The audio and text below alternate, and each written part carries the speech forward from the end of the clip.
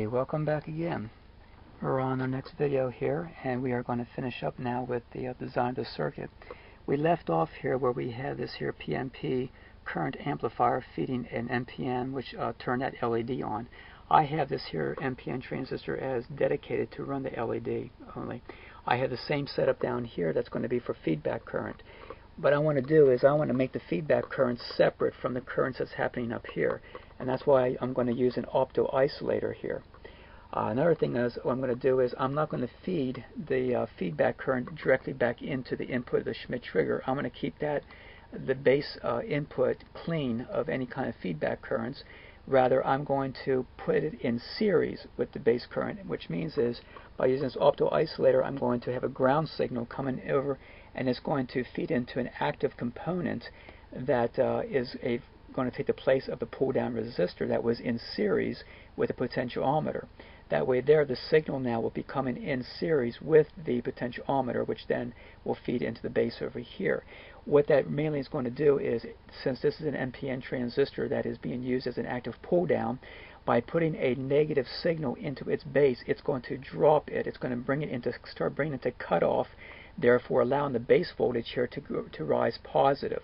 I also removed the 1K resistor on the positive rail here, and to keep that from burning the transistor, I put a 10K ohm resistor at the base here to give that its current limiting factor there. And by removing this 1K out of here now, I have more positive flow to get better input as well. Okay, so now what I want to do is I want to explain one more thing too. Over here on my last time when I was drawing this in, I never put a collector resistor in here. There has to be a collector resistor in here in order for this transistor to be biased on properly. Because I did not have this collector resistor in here, whenever I hooked this input up, I got some erratic responses at the circuit. And I'm going to show you what happened and how putting this resistor in here took care of that. We are at the bench here again. I have my circuit working here, and I have the square wave. I can increase it and decrease the speed. Everything's working good. Now, for the last couple of days, I've been running this here problem. Now, I'm ready to put the feedback in here, and this feedback is what's needed, that as I shown before in the schematic, so that I can have the torque control. So here's what's taking place. I put the feedback in, and look what's going on. Look what's happening. I keep on getting these here feedback oscillations. The motor keeps on speeding up, it goes back down, speeding up, goes back down. Automatically, I'm getting oscillations going here. So I began to think about what's going on, what's causing this thing to oscillate. For the last couple of days, I couldn't figure it out. I was looking at it and trying everything, putting capacitors in there. I tried everything. Now, when I removed the feedback, everything's back to normal again. Everything's back to normal. Perfect. So that's where we left off at the video the last time. Everything's working normal, perfect. But when I put the feedback in, that's when I was getting the oscillations. So here's what I did to remedy it. So what I kept on doing, I kept on looking at the circuit here. I put capacitors in there. I kept on just thinking logically what would cause, how can you stop the oscillations. I put bypass capacitors. It worked a little bit, but still was not working properly. I just could not get it. And I looked at it and looking at the circuit, looking at it, experimenting, and then I decided to look at the schematic. The schematic, and began looking at the schematic, and this is why it's so important to have a schematic to look off of when you're trying to troubleshoot a circuit or when you're designing a circuit. I knew it had to be someplace in this area here, because that's where the feedback is happening here. I began to look at this, and I began to realize something. I'm saying, okay, the emitter is positive with respect to the base. The base has got this negative input here. It's got a negative bias here, base emitters. I began to look at the collector here. I'm saying, wait a minute, that collector voltage is hanging here. The collector bias is really through a active component here, a non-linear component. The base emitter junction of these transistors are diodes, and a diode is a non-linear element. Therefore, remember, it has a curve to it. So there has to be a 0.6, 0.7 volt drop across the base emitter junction before this can even start conducting. So what's happening, I began to look at that and think, wait a minute, if there's no bias on the collector, this transistor is not acting like a transistor then either. It's acting as a diode. It has to take a very strong input voltage in order to get a collector voltage out here to bias the base emitter of this.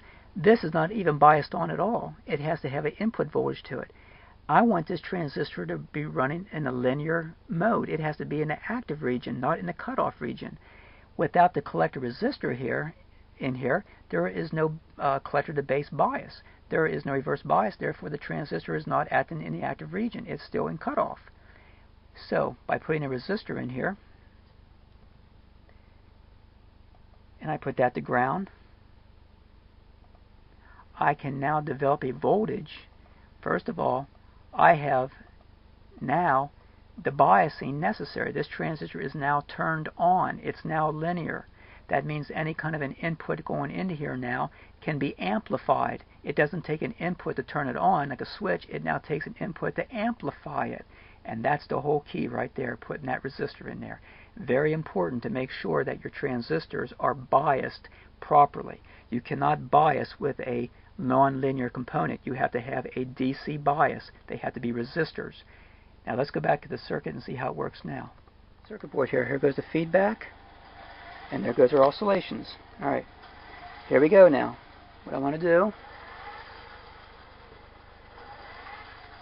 a 1 kilo ohm resistor from ground to the collector of this tip 42C, and that took care of it. Right there it is. Now I can adjust the voltage here back and forth, and there's no oscillations. Alright, that took care of that. Now, let's try a feedback. Let's actually put a load on the motor and see what happens now.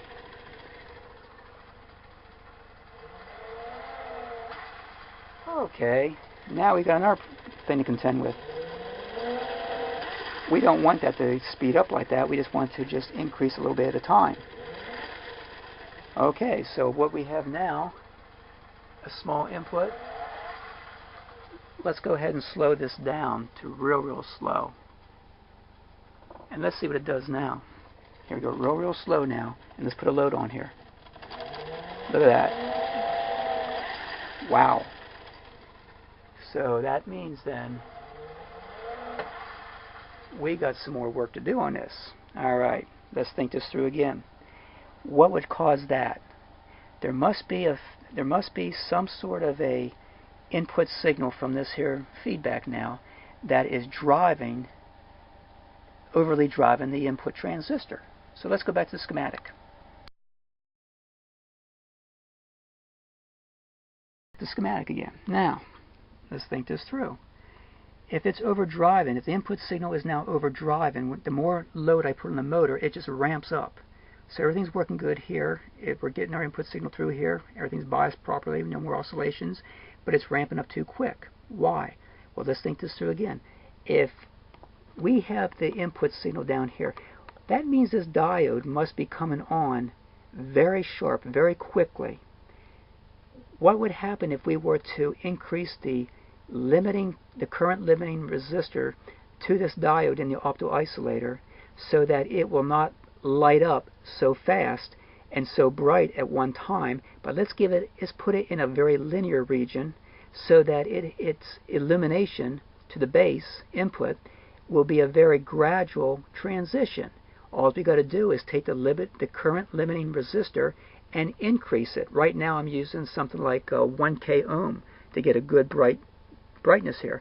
Let's increase this to what I have written here, about 62K, and let's see what happens now. Okay, so here's the 1K into the opto-isolator, and let's change that out for a 62K. There we go, 62K right here. And that goes to the positive side of the battery, and this goes to there. Now we have a 62K ohm in series. Let's go ahead and put this on low speed, and let's go ahead and put a load on the motor now and see what we get. Okay, let's check and see if we're getting any kind of a pulse here. Okay, it's increasing. Good. That took care of that. Okay, so we know now that we can increase the resistance for the up to isolated LED so that we can get that LED illuminating in a linear way. Now there's one more thing. I like to have more sensitivity on that. See how that wasn't very that didn't give a whole lot of input back, feedback. So the only thing left now is go back to the schematic and find out what other resistor can we change in order to get a better feedback, to get us larger feedback now. Look at the schematic, and here we go. Let's take a look at this again. What drives all this now? Well, it's this PNP transistor up here. Now we have this in a linear region, but is it amplifying to the largest amount of amplification it really can? Is it actually maybe down too far on the load line? Is it possible that it's not really getting a lot of amplification? Well, let's check and see.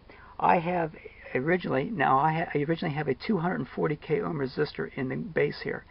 If I were to decrease this to here, remember now, this transistor is a PNP, and so the more current that we get into its base, the harder it's going to run. The more linear it's going to be, the more currents that's going to be able to flow through the collector emitter to pull more positive on here. So right now the 240k ohm resistor on there, if I were to change this to 180k, what I did before is I just did some experimenting with my resistor substitution box, and I found that 180k took care of that. So let's go ahead and change this resistor from a 240k down to 180k and see if we can get a better output from here now to give us a better square wave, so that the width can go a little bit larger now because we have more amplification here now. Okay, so I'll remove the 240k from the tip here, and I will put in this 180k, which gives it a heavier base current. It turns it on. And let's go ahead now and turn our circuit on here, and let's give it an input now and see what we have now. Oh, that's nice. It's a lot wider. We get a nice response. Okay, let's just go ahead and just do a little bit of work here and see what we got going on here now. Here we go. You hear it speeding up? Let's go and put it down slow. Let's put it on a very slow range here. Now I'm cutting steel, so it could grab on the bit, and it's not a very sharp bit, so it could grab the bit, but we're trying to... Okay, here it's nice and slow. And let's look at the waveform. See, it's nice and linear. Now I'm catching on a... I have to speed this up to get past that. Speed up to about there, just to get past that where it's catching it. Okay, now I'll turn it down a little bit. I had to break that there chip off there. Now, there we go. Nice chip it's making. Look at that. And you can hear the motor.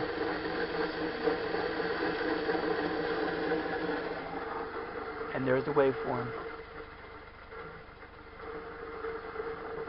And that's what you want right there.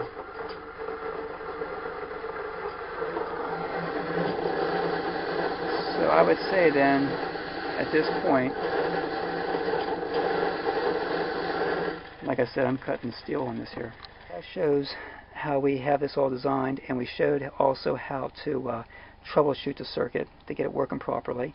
I now have this where I want it at, that I can actually put this board now on top of this and get all the wiring hooked up, and I can now have my lathe back.